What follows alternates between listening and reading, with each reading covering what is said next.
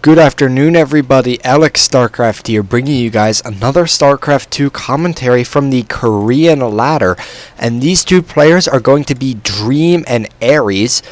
One God, one Dream player.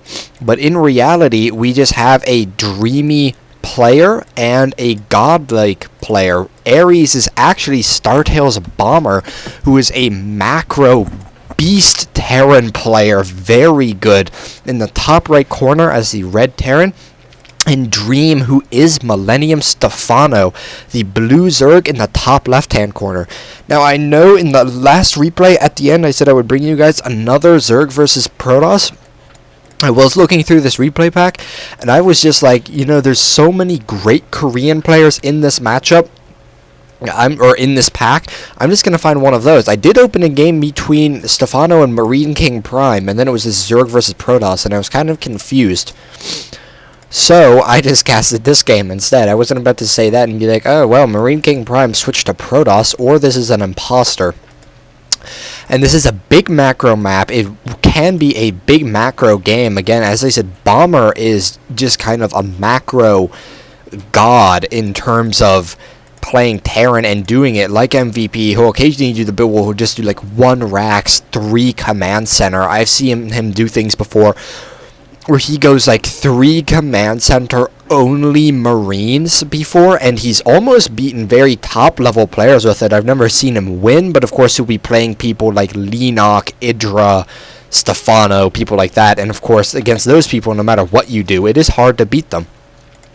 And so I'm looking forward to another great game. For those of you who did not see that the little one, I always feel awkward saying that the little one game versus I already forget his name, Empire Wernu, something like that, Werbu, and he is a Protoss player. I would assume he's on the team Empire, just from the European ladder, but that ended up being a crazy 30-ish minute, 30-minute game time length Zerg versus Protoss game with some great macro and some just kind of crazy unit compositions and stuff happening. I would definitely recommend you guys go cast it out, or check it out.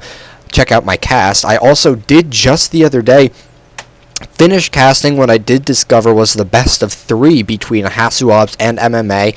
Obviously, that is the video on my channel that's gotten the most views. I'm very happy that it did get so many. It's got about 500 now, which is more than almost all my other... It's got about a third of the views on my channel by itself. Let's just say that. So hopefully, you guys might like to watch that. You'll go check it out.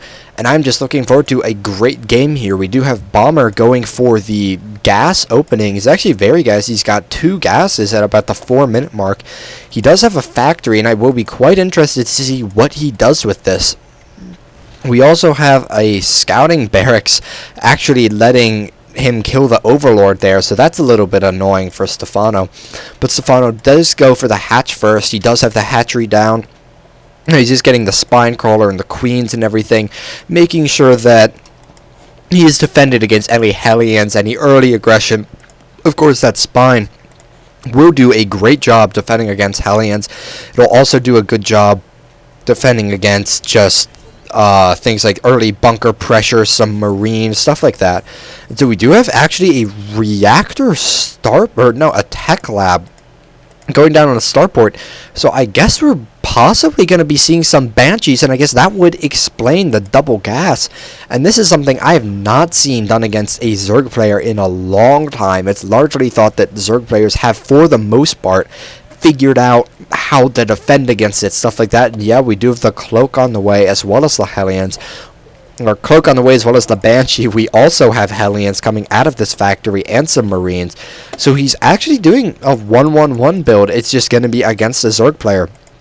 And this is very interesting. This definitely has the potential to do a lot of damage if Stephano is not prepared. Now, he actually has built a Roach Warren, which is a little abnormal against his Terran player. Normally, a lot of times you will see people build Roach Warrens just to defend against the Hellions, stuff like that.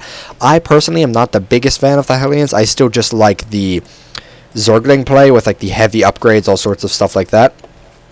But it looks like Stephano will be pushing out with some roaches and some zerglings.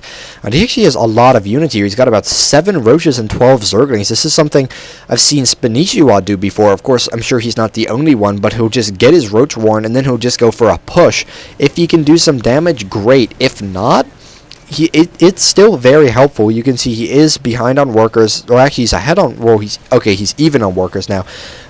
But he is going to be pushing at the front, but there are a good number of Marines here. Looks like it is going to be enough Marines to defend everything, but he is going to be trying to break down the wall, and we have to see if he is going to be able to do it. It looks like he will. The SCVs are not repairing quite fast enough. The bunker is up, but Stephano is going to be breaking in. He's trying to kill that bunker, killing a whole bunch of SCVs. And he is doing a lot of damage here. Now the Banshee is out, so Stephano will see that, and it will do a lot of damage to the roaches. It'll obviously end this attack because he doesn't have anything that can shoot up. But as soon as he sees that, Stephano does throw down the spore crawlers. And what is he doing? Interesting. I'm not exactly... Yeah, I don't think that was actually intentional. That was very interesting. We do have a Banshee in the base, actually. I guess, wow, it was doing damage that whole time. I was trying my best to watch the mini-map, see if there was any damage being done, because I knew there had to be a Banshee on the map, and I guess it did do quite a lot. It does have 11 kills. So we have 9 workers killed from Bomber and 14 killed from Stephano, so they're actually on fairly even footing now. Now we just have 2 Banshees, an SCV coming on the way, and a Raven, just stuff like that. So it is indeed going to be a 1-1-1. We do have him pushing out with some Marines, Hellions, stuff like that, and Stephano doesn't have very many units. You can see he is very far ahead on the workers. He's got about double. But all he has to defend this is 1 roach and then a spine and some spores. So hopefully he will be able to do this. We do see him producing some more roaches. And so really, I feel like if this attack for Bomber cannot do a lot of damage, he is going to be in big trouble just because he is so far behind on supply. He does have this command center finished, which he can use to resaturate this. But it is not looking too great. Now we do have the Marines. They are able to get the Overlord. Perhaps, no, it does run away. And he does get the Overlord, pulling back, losing a Marine or 2 there. The Banshee does have its cloak up, and as long as it keeps out of range of the Spore Crawler, he will be okay, but I would not be surprised to see maybe Stephano plant down another Spore Crawler, bring another one forward, just so he doesn't have to worry. But of course, this is just, as I said, if he can just defend this, he will be in very good shape. Again, you can see his supply lead is growing just because he has the stronger macro. He has more workers. And so we do have Bomber being forced to retreat here. He cannot do any damage with that. So Bomber is definitely not in very good shape here. You can see he's got exactly 1/2 of the workers of Stephano. He's on less bases. Luckily, this orbital is done, but it'd be risky for him to expand just because there's not too many units that he has that he can actually defend this with. If Spanichi, or I keep saying Spanichiwa, or wanting to, I'm sorry if I have, but if Stephano was to just run in here and just attack, he could, again, maybe end the game with that. We do have the Banshee running up. It's going to see if it can do any damage, but this Overlord will see it. We have the Zerglings coming out. They will be picking, they will be picking off the Hellions, gaining control of the map. And Bomber just lost really almost the entirety of his army. We see he has a few Marauders, few Hellions, few Marines. Of course, the Marauders are very good against the Roaches, but if Stephano just goes for Zerglings, that will not be the best. We do have this Banshee back here doing a little bit of damage, but again, the Spore can see the Banshee. The Spore Crawler's detection range is longer than its shooting range. And Bomber not able to get too much work done, but this Banshee does have 16 kills. It's very good. Once this game is over, I'll go back and I'll just take a look at what was happening with that Banshee harass during the main engagement since I missed it. But we do have another push coming out from Bomber. This one is going to have Hellions, Marines, Marauders, and a Raven. So that is very interesting. Of course, the Raven, I'm not exactly sure what we'll use it for. The auto turrets can be good. The point defense drones are good. They don't affect roaches. I think they affect hydras, but of course he doesn't have any on the map. Oh, but it will be good for the queens, actually, because the queens' attacks are missile attacks, I believe. So we do have the Marauders. The Marauders just do so much damage. Some pretty good transfuses coming down from Stephano. But, oh my god, Bomber has so many Marauders. This could actually be very dangerous for Stephano. The Zergling's running out, but of course the Roaches are not very good against the Marauders. But I think the numbers might be too great. No, it looks like Stephano is going to be forced to retreat. Bomber running in, and they're just pulling back and forth because Bomber can't actually attack this position. But Stephano also has to be very careful to not lose all his Roaches, but it looks like Bomber will be losing his Marauders. And once again, I think that just kind of went in Stephano's favor, but Stephano has actually lost more resources. You see there in the resources lost tab, he's behind by about 200, but he is going to be going for a bit of a counterattack now, running and seeing if he can do any damage, and it looks like he's actually probably going to be able to do a lot of damage. I would say he should just run in there, because there are not that many units, and the bunkers are not yet finished, and this is not good for Bomber. He is pulling SCVs off the line. The Zergling's doing a whole lot of damage to the SCVs up in the front.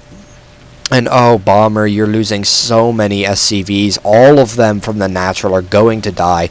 And the bunker is complete, forcing Stephano to retreat. But you see, once again, Stephano has gained that about double supply lead.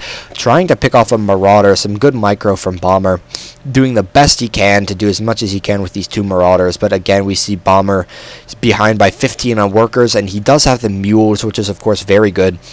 But we have Stephano just producing a lot of Roaches. There were 10 in the production tab a second ago. Speed just finished. Does he have Burrow? Yes, he does. Tunneling Claws on the way, plus 2 Carapace and missile attacks. Looks like Stephano's just going to try and end the game right here. So he does have a siege tank out. If these bunkers can do some work, if he can repair these with the Marauders in particular, that can be very dangerous. But he does just run up. His Roaches two-shot that bunker. All the Marines go down. He's pulling back, burrowing, and he does get scanned. But that got him much better positioning. Oh my god, he gets in, he snipes the he snipes the tanks. And I think for Bomber, that was actually... I'm not sure if that was... I'll go back for a second. I'm not sure if he intentionally moved the SCVs past or if it was an accident. I guess they did just run past. But that was not good for Bomber. If you saw what happened, the SCVs, they obviously don't do that much damage. The one big reason people pull workers is because they can tank a whole lot of damage just because there's so many. But once they got here, the Roaches were between the SCVs and the tanks, so then they just killed the tanks. So then that was kind of the game for Bomber. That was kind of what he was relying on. Now, once this Banshee is out, I am going to take a look at what kind of damage it does. I'm just going to have to fast forward here for a second. We have the Banshee coming out right now. Blah, blah, blah. And I promise you guys, I was doing my very best to watch the mini-map, but I guess I just completely missed it. Let's follow it right here. Yeah, because I was looking on the creep, I was like, okay, there's not a Banshee, there's not a Banshee, I'm fine, I'm not missing anything important, but I guess I was completely wrong, which, actually, okay, hang on a second. Like, look at the mini-map. It blends in with the creep very well, so please forgive me, guys. I'm sorry I missed that. But we do have the Banshee. It gets 2 kills. It's fighting the Queen, so it kills the Queen off. So it's got 3 kills. Now it's attacking this other Queen. No detection as of yet. And he gets the second Queen as well. So that was actually a nice little pickup for Bomber.